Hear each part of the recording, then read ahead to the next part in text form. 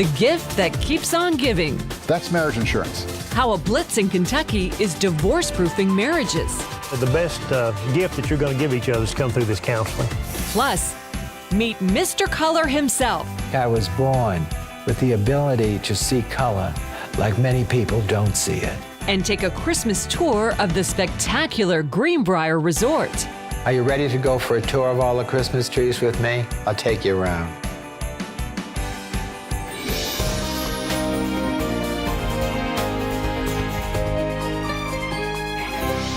Well, welcome, ladies and gentlemen, to this edition of the 700 Club. Wendy's with us today. It's good to see you. Do you like shopping on Christmas, or is it kind of a drag? You know, that's a really good question. I've started doing the online stuff a little bit more. It's so convenient, and you go to the department stores and they don't have what you want. So I think online's the way to go. My wife is a catalog aficionado. I think the catalog companies would go out of business if she left the scene. She's their favorite. But anyhow, I was reading yesterday about China. They make a big deal about Christmas. China, big deal about Christmas. And so this young couple goes out, and the girl really digs shopping. So she carried her fiancé along with her for 5 agonizing hours of shopping. That's a nice fiancé. And he says, I just can't do this anymore. And she said, well, I've got to look at another pair of shoes. She said, you've got a closet full of shoes now. You don't need any more shoes. And she said, you're just an old skinflint. You're going to ruin Christmas. And she stormed out. Honestly. So what does he do? He jumps off the ledge of this 3 or 4 story department store and kills himself. He committed suicide. Oh, my word. That is the worst Christmas story I've ever heard. You've heard Shop Till I Drop? Well, they did it. Okay. Well, those guys in Congress are at it again. I don't know if we're going to jump off of buildings when we hear about this budget deal, but is it good for taxpayers and the economy, or will it just mean more government spending? The people who put the plan together say it does cut the deficit and avoids another government shutdown. But as David Brody reports, not everyone thinks it's a good plan. In Washington nowadays, it seems success on budget talks is defined by Democrats and Republicans just agreeing to something, anything for that matter.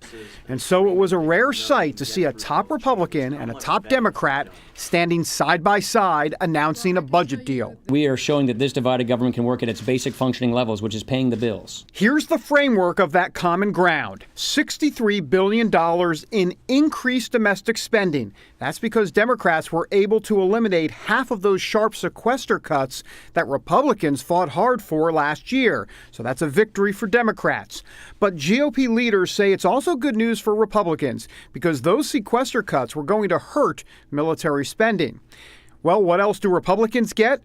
$85 billion in budget cuts, but they're going to happen over time.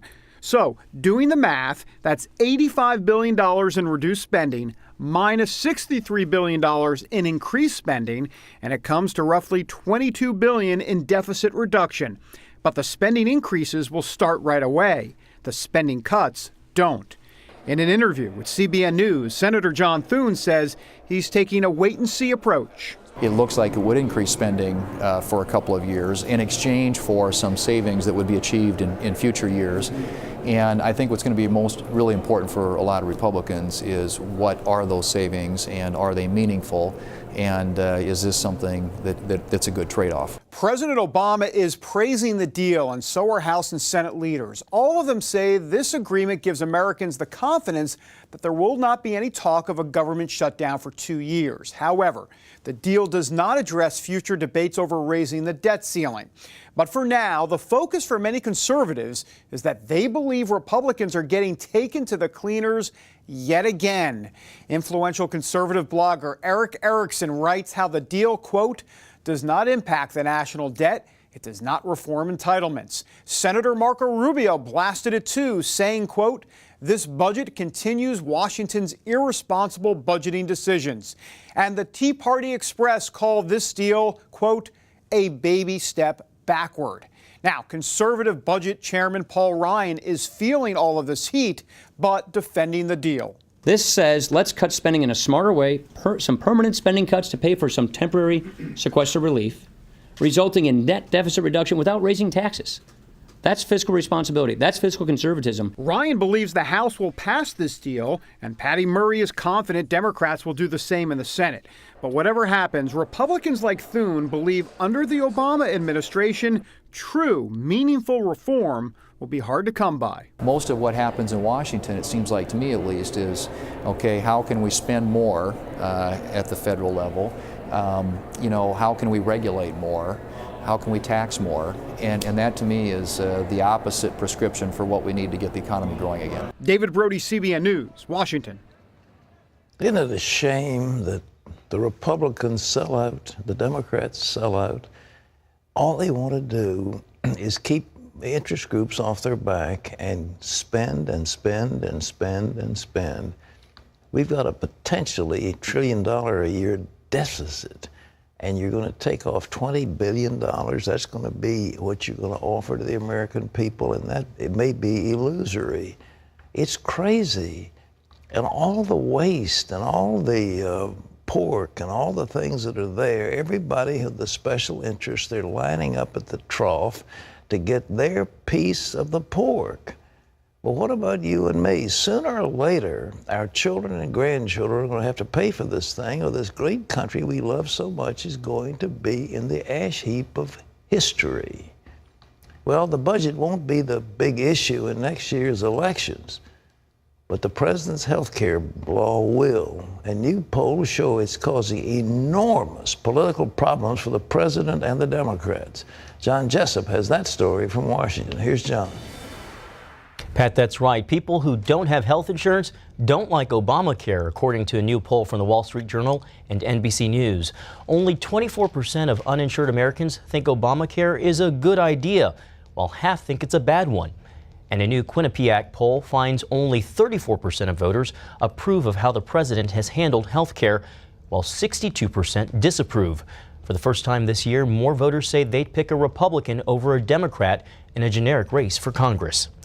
Turning overseas, is the United States losing influence in the Middle East? That's the question many of America's traditional allies are asking after the signing of the recent heavily criticized nuclear deal with Iran. And as Chris Mitchell reports from Jerusalem, the consequences are already ripping through the region. After Geneva, many Middle East experts see a stronger Iran, a weaker America, and a region teetering on the brink. So we in the Middle East, we in Israel, and as I see in the Arab press, because this is my business, to follow Arab press, they are confused and they don't believe anymore in American influence in the region. For decades, American influence acted like a rudder steering events in the Middle East. Now, many Mideast experts, like former Israeli ambassador to Egypt, Zvi Mazel, believe the region is losing its way. The Middle East lost its compass, you see? In the old times, there used to be the Soviet Union and the United States, but now everyone goes his own direction. The perception is that America will not be here around for long, and Iran is the coming superpower. A major change in U.S. Mideast policy is the attempt to turn Iran from an adversary to a friend. It's not completely friend yet, but I'm saying it's on the way too. I believe this is what President Obama sees, that there will be a dialogue with Iran and there will be relations with America, and Iran will become a good boy, a good student. We don't believe it. The diplomatic courtship with Iran and the perception of waning U.S. influence have led to shifting and unprecedented alliances in the region. Since many Mideast nations see Iran as an existential threat, the Gulf states are considering uniting for their own self-defense. And both Egypt and Saudi Arabia have reached out to find another ally besides the United States. There is now a dialogue between Saudi Arabia and Russia. It doesn't happen every day. Can you believe it? Saudi Arabia. Prince Bandar went twice to Moscow lately. Pincus, Mazel, and others now see the Middle East with America retreating and Russia advancing. Putin is really a very happy man Everywhere where America is going away is coming in immediately. Mazel warns Russia's comeback in the Middle East is just one consequence of U.S. Mideast policy. He also warns if Iran does get a nuclear bomb, it would be the beginning of a Mideast nuclear arms race. Chris Mitchell, CBN News, Jerusalem. Pat, Chris's story paints a sobering and dire picture. The former Secretary of the Navy had a piece, I think the day before yesterday, in the Wall Street Journal, very telling about the retreat that the United States has made in its military forces. We've got half as many divisions and we used to have. We've got less than half, maybe a third of as many ships as we used to have. We have, in terms of airplanes ready to fly, about half or more. In other words, our forces have diminished dramatically. And yet, according to this former Secretary of the Navy, very perceptive, the amount of overhead in the Defense Department has risen exponentially. A huge number of people not doing anything but pushing paper. And in terms of the tip of the spear, the people who are on the front lines, their influence has waned and diminished. But in terms of the paper pushers, grown enormously, which is a definition of bureaucratic waste and mismanagement and fatness. That way all throughout the federal government. We are fat, and we are lazy, and we are mismanaged, and it's just right across the board, because we have at the head of our government somebody who never ran anything, never been in charge of anything, never met a payroll. All those things are there. Never, never, never. And he doesn't understand what these things are. He's never been in the military. He doesn't understand it. He doesn't understand geopolitics. But he has a prism on the world that was shaped by his radical father. And he has a prism that was shaped by some of his friends who were radical leftists. And his spiritual mentor, who at one time hated America, that's who is running our country. We're kind of waiting like, are we ever going to get delivered from this thing? This is a great nation. It's like, you know, the Gulliver and the Lilliputians. I mean, here's this giant who was being held down by all these pygmies, and we're a giant. America is a giant being held down by these pygmies. Time to pray. Lots of prayer and some action maybe in these next elections.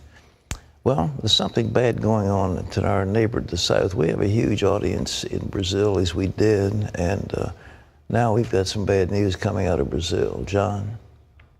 Pat, that's right. Child sex prostitution in Brazil has been on the rise for years, and the London Guardian newspaper reports that officials fear an explosion of child sex workers before the World Cup soccer match next year. The number of child sex workers in Brazil reached about 500,000 in 2012, up from 100,000 in 2001. Major sporting events often attract an increase in sex for sale. Officials say they'll try to fight it in Brazil, but they admit they'll have their work cut out for them. Here at home, almost 70% of the country is covered in snow today. That's the most this early in the season in more than a decade. And while the snowstorm that's hammered much of the Northeast is finally letting up, forecasters warn don't expect the freezing temperatures to disappear anytime soon. Caitlin Burke has the story. Most of the Northeast is waking up to a slushy mess today. Tuesday's storm dumped as much as 7 inches of snow in areas from Virginia to New England. I worked in it for 35 years in the snow, in the airport, so it was horrible. In Washington, D.C., schools, government offices, and many businesses shut down for the day.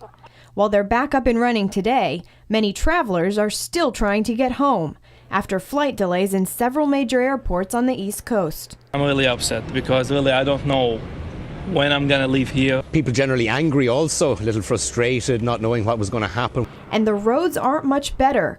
Overnight cold temperatures cause many to freeze over again, making for dangerous commutes. It's very hard to stop even with anti-lock brakes. And dangerous winter conditions out west led to a search and rescue mission in Nevada. A family was stranded in sub-zero temperatures for 48 hours after their car flipped in the snow. Rescue teams say they built a fire to stay warm until help arrived. We were all great, warm. All the kids were in good spirits. Mom and Dad were happy to see us. Forecasters across the country warn drivers to be careful on the roads and, if possible, to stay home until they're cleared. Now that storm system's moving out, the focus shifts to the extreme cold it's leaving behind. Forecasters warn that in some areas over the next few days, temperatures will drop into the single digits. Caitlin Burke, CBN News.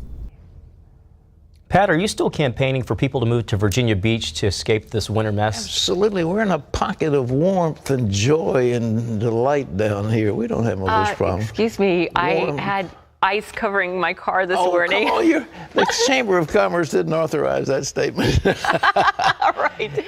It took me like 10 minutes just to get the ice off my windshield. Now, the snow, I know it causes a lot of problems for travelers, but it's so beautiful. And because we're just a few hours south, we don't get it. Well, the Gulf Stream swings in here. The Virginia sticks out a little bit into the ocean, and the Gulf Stream comes up, and it's a warming trend. So right where we are, it's warmer than usual, but it can also be miserably cold when it gets cold. And the people here really don't know how to drive in the snow, so it's dangerous. An inch of snow gets to be a catastrophe. Where I grew up, I mean, you took it for granted. You just drove in snow all year round. I mean, all winter long, yeah.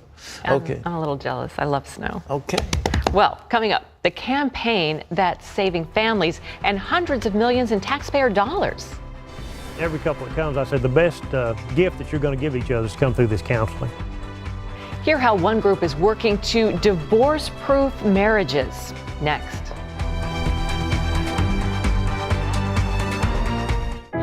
This Christmas, share the ultimate life with someone you love, based on the best-selling novel. Your legacy is your family. The Ultimate Life, on Blu-ray and DVD today. In 2008, my husband Gary departed for heaven. I was still grieving. And then to find out I had cancer, I began praying, God, how do I do this? Where do I do this? Cancer Treatment Centers of America was the place. Dr. Neelam outlined a plan that would take care of my mind and my body, and she prayed with me. For Bible-believing Christians, we're able to pray with them in a much deeper way as they begin to really rely upon their faith. At Cancer Treatment Centers of America, we believe in the power of faith and prayer as indispensable allies in the fight against complex and advanced stage cancer. I'm back in Telluride on the mountain skiing. I feel strong and healthy. Advanced medicine and technology. And I am a survivor. The warm embrace of the Spirit and the power of prayer. These are happy tears. Please go to cancercenter.com/faith. Appointments available now. Cancer Treatment Centers of America. Care that never quits. Tomorrow, cell phones and breast cancer. I mean, it's right here, so I don't have to wear a purse. A deadly combination? We must make the bra a no-phone zone. Plus, confessions from Miss K you won't hear on Duck Dynasty. He did do some physical abuse. How she almost gave up and why she stood by her man. I'm convinced that if I hadn't stayed with him, he would be dead. Tomorrow on the 700 Club. To see this week's most viewed stories, go to CBN.com.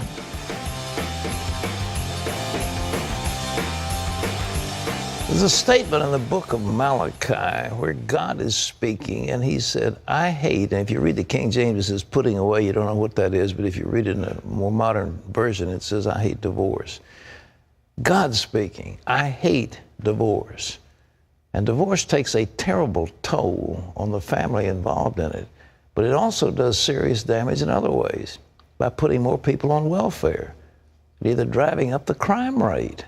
So as Paul Strand reports, some people are trying to stop this damage by attacking divorce head on. Here's Paul. Surviving one divorce drove Brooke Wilson to ensure it would never happen to her or her daughters again. You think, oh, I love him so much, and then after the first 6 months, everybody gets comfortable and everybody becomes themselves.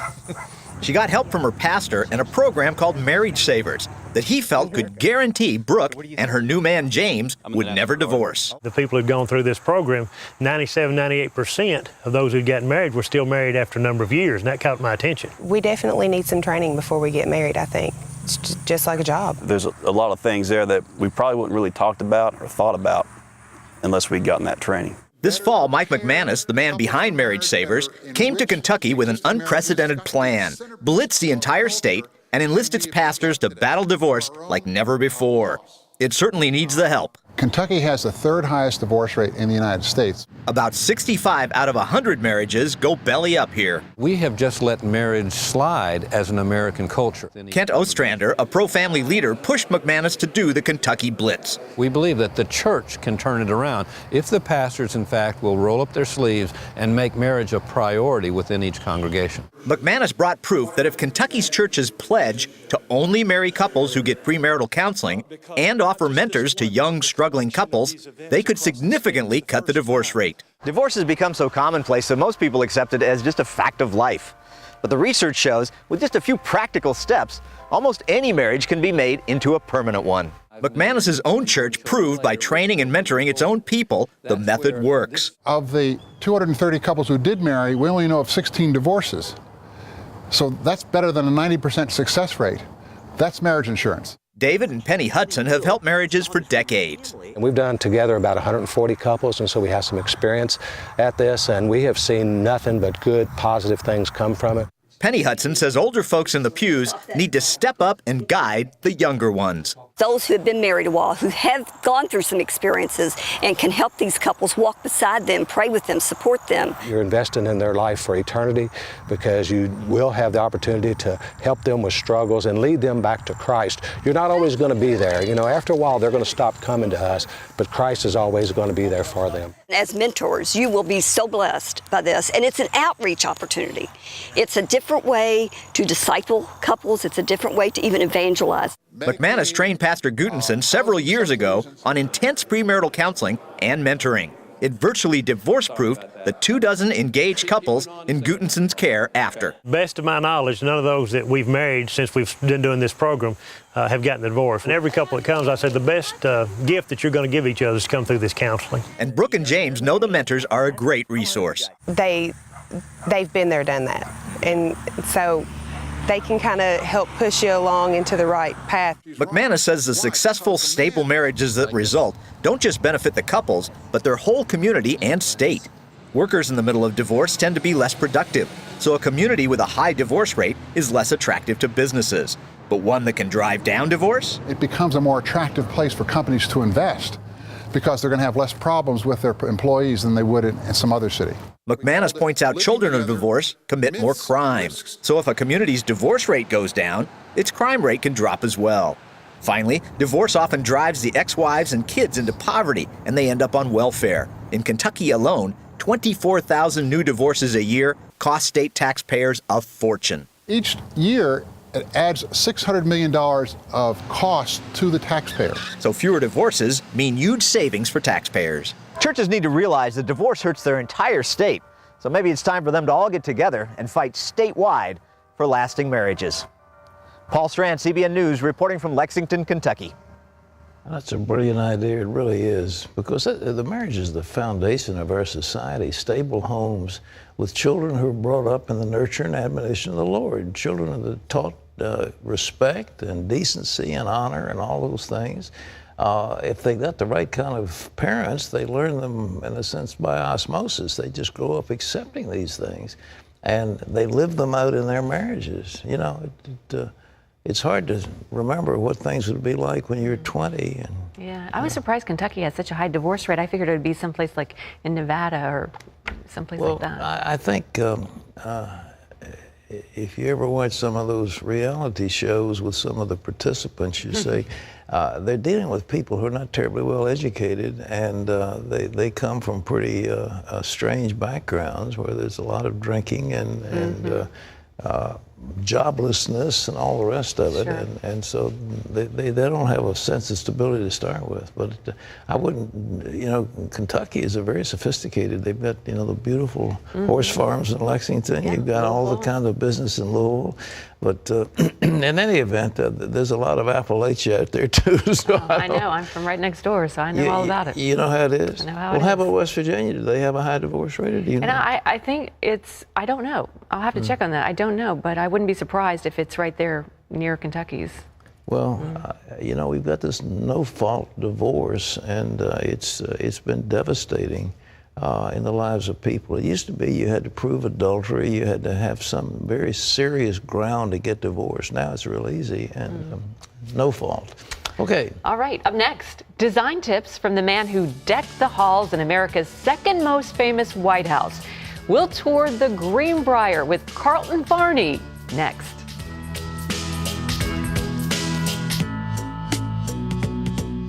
Pat Boone here with some good news you can trust. Today, our faith, families, and our freedoms are under attack. Polls say 2 out of 3 Americans no longer trust government. A stalled economy, weakening dollar, and politicians willing to steal money from our children to waste on unfixable problems. So, whom can you trust? Well, our money still says in God we trust. But do we? Or have we quietly allowed the things we hold sacred to be stolen by the enemies of traditional values?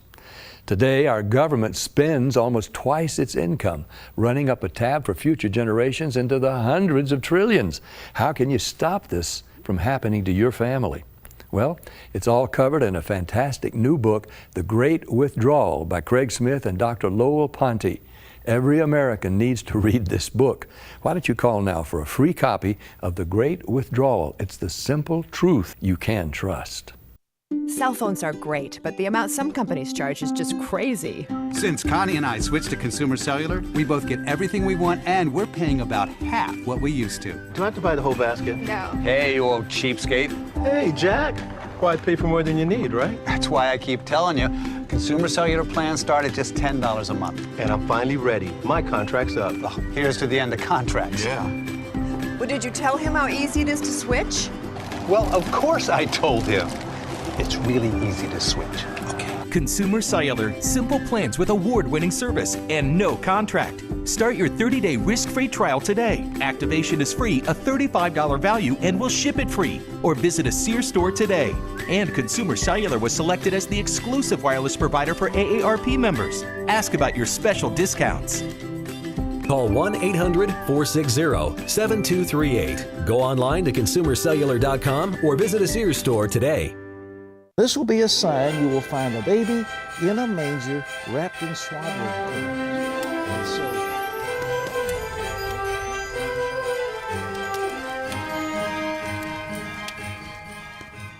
well, Christmas, and deck the halls with all that kind of stuff, boughs of holly and Yule logs and, you know, Santa. Poinsettias. Huh? All these gorgeous poinsettias everywhere. Poinsettias color. We're adorned with color.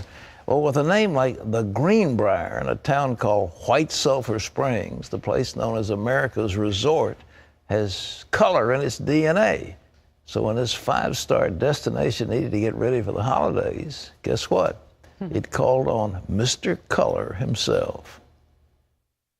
Once there was a grand white house. No, not the one you think. This one was tucked away in the beautiful mountains of West Virginia. But the White House needed something. What would make people want to come here, stay here, make memories here? This White House needed color. Mr. Color could make that happen.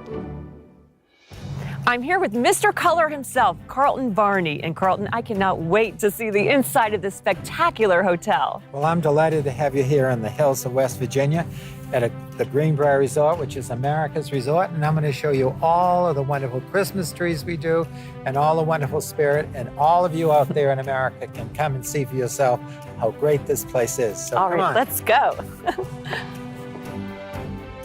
This beautiful building with the columns. It's like the White House. It looks like the White House, except we have rooms in it, 800 rooms and cottages and an art colony in it. It has a style all its own. It's an American Baroque. Well, Carleton, many famous people have stayed here at the Greenbrier over the years. Yes. Can you name a few for us? Oh, man. There's so many. Well, when Grace came here with the children when they were small, we did the state suite here, and she stayed here. And of course, Judy Garland has been here, and 26 presidents have been here, and Condi Rice. Crawford's been here when she was at Pepsi-Cola. Tom Cruise comes with his little daughter, Suri. And I just have to ask you, how did you get the nickname Mr. Color? Well, Mr. Color I got because it's, you know, I don't like anything that looks like, let's say it's like oatmeal. So I think color is the most important thing in decorating. And I think color changes moods. I think if you take a room and I paint the room bright red, and then I can change it and paint it light blue, everything says a different mood. I think I was born with the ability to see color like many people don't see it. And I don't believe that there is good taste or bad taste. I only believe that there is taste. I really want people to have the experience of living a wonderful life and we're surrounded by beautiful color. And this hotel represents that feeling of how you can make happy in your life. Is that something as a decorator, is Christmas time something that you look forward to every year? Well, I've always thought that you look at two packages. One package that was all brown, with brown wrapping paper tied in string. And then you had a package that was wrapped in green and white with big red bows. Which one would you want? Are you ready to go for a tour of all the Christmas trees with me? I'll take you around. I would love to. Carleton, it's so amazing at the Greenbrier during Christmas. The lights outside are spectacular, and then you walk inside and it's even better. A beautiful Christmas tree in almost every room. Well, I love to hear you say that. And you know, everybody thinks, as I've said today, Christmas is green and red, but your Christmas tree needn't be only green and red. And we are using today some beautiful candy popcorn balls that we've made here. And we colored our tree to match the lobby. Gorgeous. And these young girls, Amelia and Reed, are helping us decorate with ornaments that you can eat. So when you're decorating at home, don't think you have to only solely go out and buy ornaments to hang on your tree. You can actually make them in your kitchen. Think your favorite colors and bring them into your home and make the tree you. I love it. Great idea. So we're going to go on to our next tree, and that tree is going to be a patriotic tree. Let's go. Okay.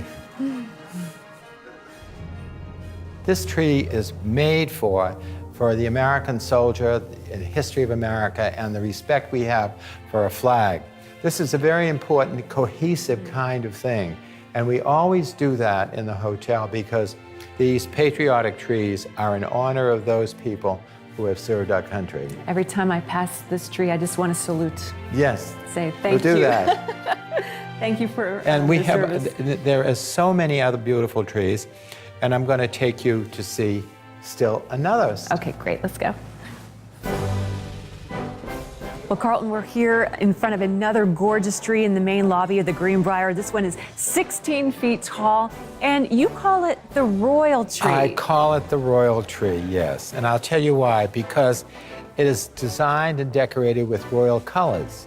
Now, many years ago, when I was Jimmy Carter's decorator in the White House, I did a Christmas event at the White House, and the honoree was Margaret Thatcher. Now, the English love their purple, and the English love their royal blue, like the Britannia, and they love their red and they love their pink. You have to remember, Lady Thatcher was not in the royal part of the world, as being a royal herself, but I wanted to use all the spirit of England. So let's go to the presidential suite. And this tree is about tassels. Now, you know, there are certain things in majorettes and so forth. And I've designed a scarf, and it has all these great tassels. Yeah, it's lined with beautiful gold tassels. Yes, golden tassels. But the tassels on this tree, when you decide how you're going to decorate this, these are also golden tassels. And we also have strings of pearls. You can go right to your, I would say, your junk jewel box, and you can take old brooches. Well, Carleton, thank you so much for this wonderful, fascinating, and very unique tour of the Greenbrier Hotel. I'll tell you what, I'm definitely in the mood for Christmas now. Thank you. Thank you. Wendy, that was fun, wasn't it? That was so much fun, just reliving that. And of course, we got to do so much more. And he is just amazing. Well, he did a show with us. You know, I think we're going to see. We finally found the tapes, I think, of what he did. He interviewed some fabulous people, went to their homes. I mean, it really was quite a production. And we have that in the archives, so we can bring it back. Carleton Varney. Well, still ahead, Mr. Color is going to be here in the studio with us. Maybe he'll even have some decorating suggestions for us. We need help, Carleton. So you'll meet the Dean of Design when we come back.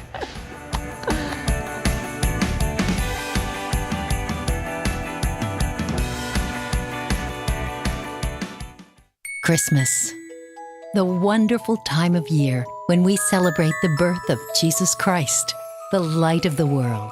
700 Club partners, this is the perfect time to make your celebration complete by helping people who are in desperate need. Your special donation to CBN will provide gifts like food and warm clothing, life-giving water wells, and even livestock that will help support families all year long. Look for your special Light of the World prayer ornaments in the mail. Return one with your prayer request, then hang one ornament on your tree as a reminder of God's gift and our prayers for you. Share the light of God's love this season because so many others need your help, and send in your prayer requests so that we can pray for you. You'll be a blessing, and you'll be blessed as well. Are you one of the millions of people living with bladder control problems and on Medicaid? Then stay tuned for a free offer from ActiveStyle. Hello. At ActiveStyle, we understand your needs and offer convenient, discreet home delivery of a variety of incontinence products.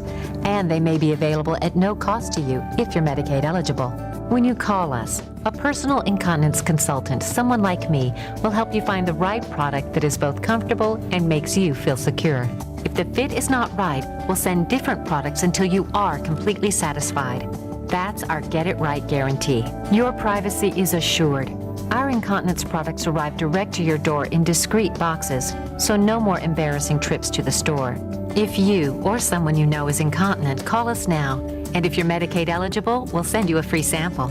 If you're on Medicaid, call for your free sample. ActiveStyle is the most convenient and discreet way to get your incontinence supplies. Call 1-866-482-0693.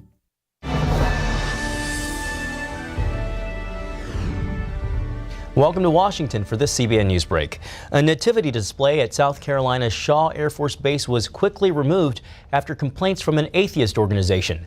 Volunteers from the base chapel set up the display near where an annual tree lighting ceremony takes place, but less than 3 hours after the Military Religious Freedom Foundation lodged a complaint, the display was removed. An Air Force spokeswoman says officials are trying to determine the proper placement and arrangement of a new display that reflects more than a single group. Gay sex is illegal in India. The Supreme Court in that country struck down a law that would decriminalize homosexuality. The judges say only lawmakers could change the law that makes homosexuality illegal, not the courts. The law against homosexuality dates back to the 1860s. In 2009, the New Delhi High Court said the law violated fundamental human rights. Conservatives and religious groups argued against the court's ruling with an alliance that included the All India Muslim Law Board, Christian groups, and Hindu spiritual leaders. Well, you can always get the latest from CBN News by going to our website at cbnnews.com. Pat and Wendy will be back with more of the 700 Club right after this.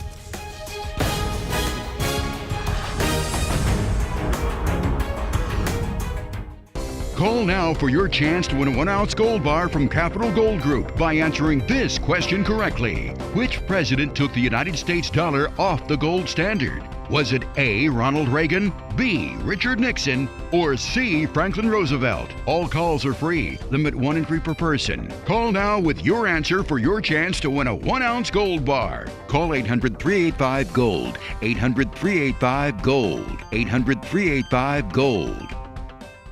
If I can talk to anyone as much as I want to here, namaste. Más soledad. Then why am I limited when I make international calls? Qué pena. Exactamente, amiga. That's why we'll connect the world with one low rate for unlimited calls. So I can call China as much as I want? True that. And India? Ah! And I can call my girlfriend in Brazil. Claro! Over 60 countries. People thought we were crazy to give you unlimited long distance. Crazy generous. Feel free to talk at Vonage.com. Tomorrow, cell phones and breast cancer. I mean, it's right here, so I don't have to wear a purse. A deadly combination? We must make the bra a no-phone zone. Plus, confessions from Miss K you won't hear on Duck Dynasty. He did do some physical abuse. How she almost gave up and why she stood by her man. I'm convinced that if I hadn't stayed with him, he would be dead. Tomorrow on the 700 Club.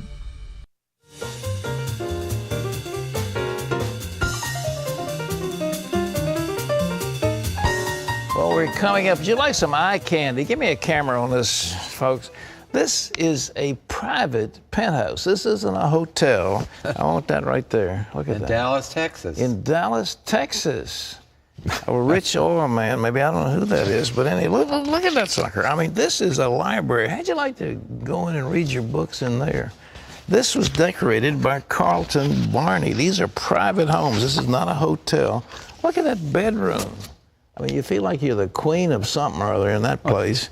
I mean, it's unbelievable. This is all in this book. It's eye candy, like decorating in the grand manner. And if you want to get your juices bubbling with avarice, this is the one to read. Carlton's here with us. It's an old friend. God bless you. I'm so glad. Right. Well, we have something in common because you've had me as part of your decorating life, too. You indeed. Because I did your television show for a series, and when I think about it, you know, you and I put together the very first home decorating show 30 years ago before HGTV and any of it. Hey, that's right. We really did, and here I am. Look at you. I was thin then. Well, we all, younger. We all were young. Look at you doing your thing, and you had that colorful tie. Look at you. And that's on the islands. Yes, it was I enjoyed doing those shows with you. We did it. You did some celebrity types too. Were you on up to Hollywood? Yes, we did. Norman Rockwell. Can you believe that? Huh? We did Norman Rockwell. We did Ethel Merman. We did the Sequoia. We did all these wonderful things.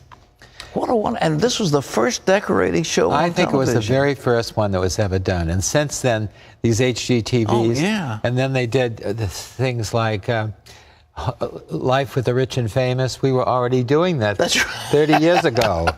Well, Carla, your brush with color. Who are some of the big ones that you had? Farah Diva, didn't you? The Shah of Iran. I worked for the Pahlavi Foundation when I did work in Iran. I did Jimmy Carter's White House. I did his beautiful log house after that. I did Margaret Thatcher's things. I've done supermarkets, and I've done vice presidents' houses, and I've done. Now I've done simple things and little things and I wrote my syndicated newspaper column, which I still do for the Palm Beach Daily News. I've been doing that for years. I do the Grand Hotel on Mackinac Island, and we do all kinds of things. And we have a wonderful new website for Carleton Varney.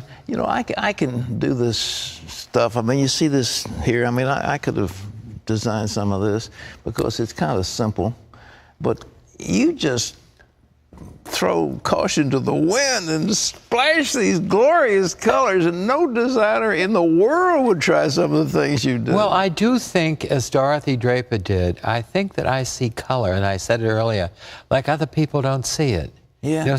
And I think that this earth is, people have wonderful gardens they walk in. What you've done with this campus here is astounding. And all of you walk through the beautiful country garden and you see all these colors, and they all work together.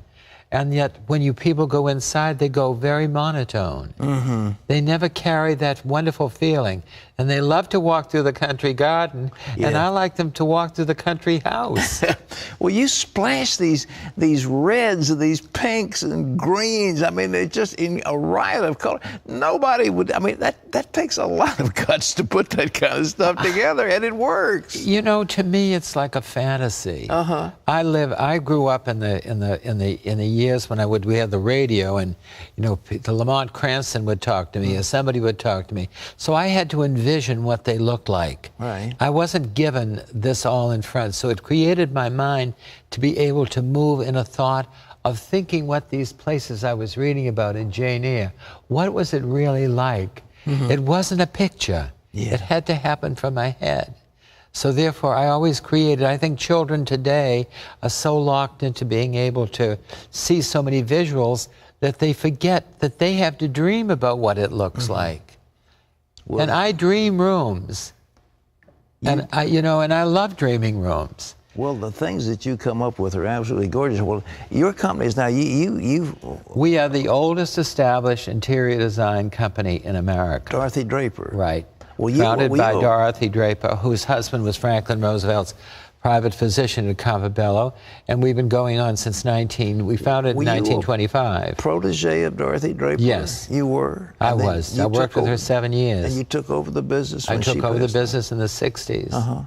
And the Greenbrier Hotel, for which we have been the decorators for 65 years, are giving a birthday party for us in January 24th, 25th. Well, I hope you and Dee Dee will come. Yeah. It's going to be a wonderful weekend, and lots of fun people, and because we've been the decorators there for 65 years. Justice, I mean, he's an old West Virginia coach, big old guy, I mean, kind of rough-hewn, who's made $1 billion in the coal business. And he bought the Greenbrier, and he's bought the resort over here in the mountains. Jim Justice is the best thing that ever happened to the Greenbrier. Really? The best thing, because many hotels and resorts and so forth are corporately owned. They don't have a soul and a principal who really cares about everything. And he cares about every single thing in that place. From like you have done at your university, you care. Yes. Every building is beautifully, Christmas decorations, because there's a person. You can't be a corporate structure necessarily with big, I mean, I was the Sheraton designer for many years, and I know what it is to put formulas. Life isn't a formula. Yeah. And your environment isn't a formula. It is all you, and you have to be able to touch the piece and see where it came from, and you have to put pictures of yourself and the memories of life. That's what it is. All life gives you are memories. Well, Jim Justice has got plenty of memories, doesn't he? I mean, he's just amazing man. Very nice man. I mean, yes, and the same thing with the Grand Hotel, which is in Mackinac Island, which I dedicated this book to Mr. Musser, who I worked with for 30-odd years there. And so this book is not about, it's about how you can take little elements of life and make a little bit of glamour in your home. I once wondered why it was that Dorothy Draper became such a big icon in American design. It wasn't because of the decoration, it's because she created a look. Like Addison Meisner created a look, like Frank Lloyd Wright created a look. There is a look to it. And even, I was in the hotel, the founder's in yesterday. Your wife has the ability to put together a look that is her look and a personal look that radiates to this area of the country. And people come here because they want that kind of thing. They go to the Greenbrier because they want that magic. They're not going to be, the last thing you want to do is, I always said, people say, well, come to our hotel, we'll make you feel at home. The last thing you want in going to a resort is to feel like you're going home. You want magic. You want color. You want glamour. Let me put this on the screen. Give me this picture here, Mr. Director. What is this, Carl? Is that this is a beautiful wall covering that was created by Brinsley Matthews in my office, and this is a room at the Grand Hotel. Wow! And you can pick that up on www.carletonvarney.com. Well, it's gorgeous, and this is a hotel. And that is a hotel on Mackinac Island, where they made the movie Somewhere in Time. Look, I mean, just give me, Mr. Director, give me this right here. Look at that. What is all that blue and squares and red. They're bold. Why do you think Carlton? people love Christmas time? It's Yeah. color, it's magic. Look at it's this. snowflakes, it's gold, it's sleigh bells, it's happy. Well, man, you are one happy decorator. I'm telling you, I can see why people love you, and we love you. My son. And I love you, too. I love you, too, Pat. I love Dee Dee for all you've meant in my career. Well, you've been a great blessing. What's on that tie, by the way? You got something on that? It's a Santa Christmas. A Santa Christmas. It was done. I did this a design for the islands. This is Santa on a sleigh boat. On a sleigh boat, you designed it? Yes, I did. I do all these, and I have all kinds of scarves that I make into ties as my symbol. And the red socks I wear for Van Johnson, keeping his memory going. Yeah, rubber fan. Okay.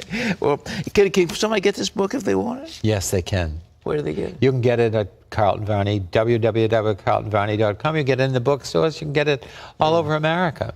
Decorating in the grand manner. If you want to expand your consciousness, this is the place to go. And Carleton helped us get some carpet. You know, we were getting that Axminster, and you said you can get some in Ireland that's just wears like crazy, and it's cheaper, and it's beautiful. We've got it in the hotel. Yes, I know you do. Yeah. I saw that being in the hotel, the touches that you've done there are still great. You like all those paintings? You know, I was trying to get a name, and we've got the Martha Washington and the Martha Jefferson, and we've got the George Washington and the Thomas Jefferson and the Patrick Henry, and they've all got names. And I thought, I want to, name them. So I said to Dee Dee, we were driving along, I said, let's name it after all of them. So we called it the Founders Inn, and then we've got pictures of all those presidents. And wonderful they are, and a wonderful experience it is to be there. So and I want you to come to the Greenbrier on January 24th, 25th, and 26th for the Dorothy Draper birthday party weekend. Do that? I'll give it my best shot. I know it'll be fun. Carleton, we love you. To think that we had the first decorating show at CBN. You really did. The very first one. We took people entering interesting places. We did those 7.5-minute segments. We did 65 shows every 13 weeks. It was something, and that was 30 years ago.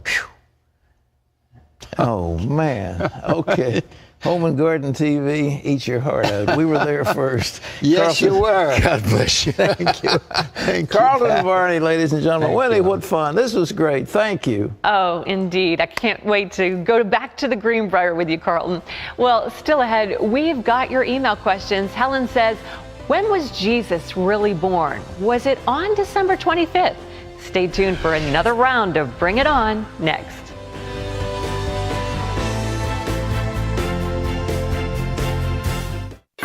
This season, experience the true meaning of Christmas with Christmas Radio on CBN.com.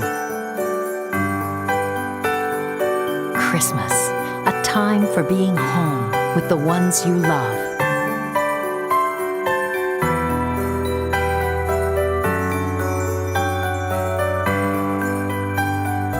A special time to help others.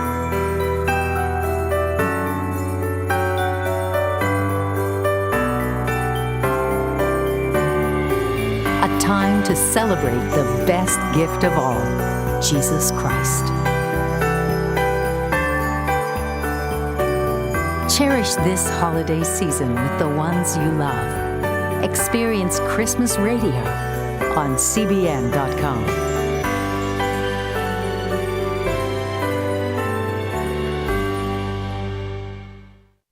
With Basic Talk Home Phone Service, you can make unlimited, crystal clear domestic calls for just $9.99 a month, every month. But if you don't believe me, listen to this trustworthy grandfather. Yep. Basic Talk, just $9.99 a month. Call, click, or go to Walmart today. When you give, smiles grow bigger.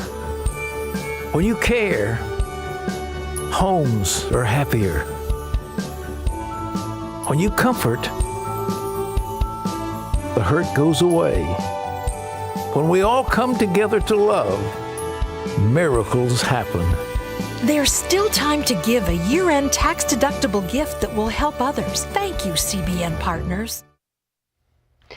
The year is coming to an end, and so is the deadline for making charitable contributions that you can report on this year's tax return.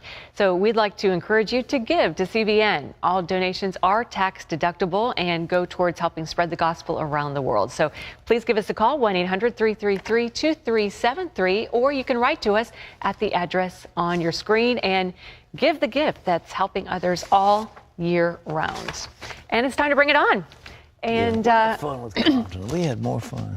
He's amazing. But I think that we had the first home decorating show on television in America with Carleton. You're always before your time, Pat. Well, that's what the hat is. You're a pioneer. But I'm glad some others have profited from what we did. Okay. Yeah, he really does bring Some happiness. questions. Helen writes, what time and season was Jesus really born? I heard someone say that the only reason we celebrate Christmas in December is because it coincides with a holiday celebrating the birth of an Egyptian god. No, I don't think that Egyptian god thing, but this is the beginning, sort of the winter solstice.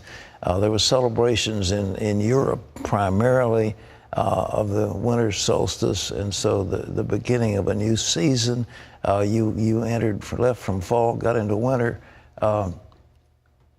Was Jesus born on December the 25th? Nobody knows for sure, but they would see shepherds out in the field, and it gets cold over there, you know, and I don't know if they're out in the field or not.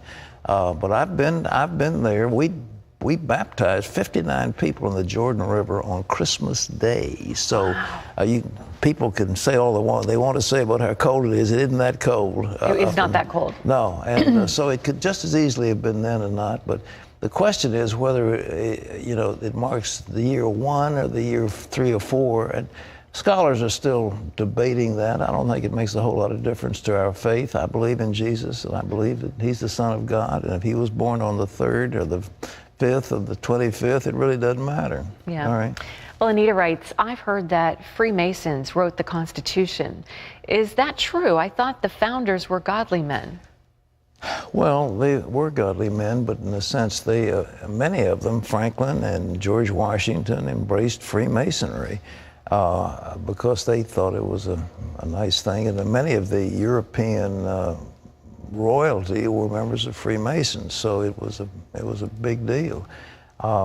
To say they wrote the Constitution, I think, is a stretch. They were involved in helping found this country, and you'll find Masonic symbols in Washington. Some of the layouts, some of the things obviously bear Masonic touches. But I'm not going to go in answering this question to some of the things I feel about Freemasonry because I don't agree with it. But nevertheless, some of our founding fathers indeed were members of the Freemasons. All right. Well, a viewer writes, I have a family member who is always stressing that they need prayer for important and urgent things in their life. She makes such a big deal out of these requests, but the requests are always unspoken. She never shares the prayer need or if the prayers were even answered. How can you really share each other's burdens in prayer if you don't know what the burden is? Is there scripture that backs up asking for prayer for unspoken requests? Well, the Bible says share one of those burdens and so fulfill the law of Christ. I don't know that if it's an unspoken request, how can you join together in agreement? You can't do it. Yeah. I have an uncle, let's say, who is dying of cancer. Would you please pray for him? Right. Okay, fine. So we pray together. How's your uncle? Well, he just got healed. Well, that's a reason for rejoicing.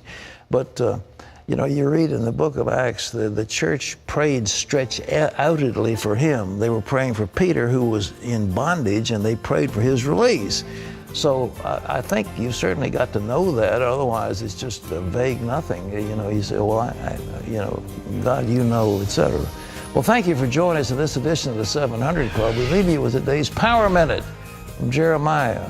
Call unto me, and I will answer you and show you great and mighty things which you do not know. We'll see you tomorrow. Bye-bye. It felt like nothing at first, but then it started getting worse and worse. In like a week, it started to hurt. I saw pretty bad infection, so I kind of got upset and really scared. She thought if I wouldn't do something about it, it would eat my toe off, literally. I record the 700 Club every day, so I was watching it, and I heard Terry say, there's someone, a parent, you're praying for a child named Timothy. God has heard your prayer, and the thing you've asked for will be done. And it was just such a personal word of knowledge. I just got really emotional. I thought that it would get healed in a couple of days, and I was really happy. But it turned out it got healed in a couple of hours, actually. I did see a change right away. I felt really good because I could run with Mom on the jogging trails, and I could do all the stuff that I wanted to do before.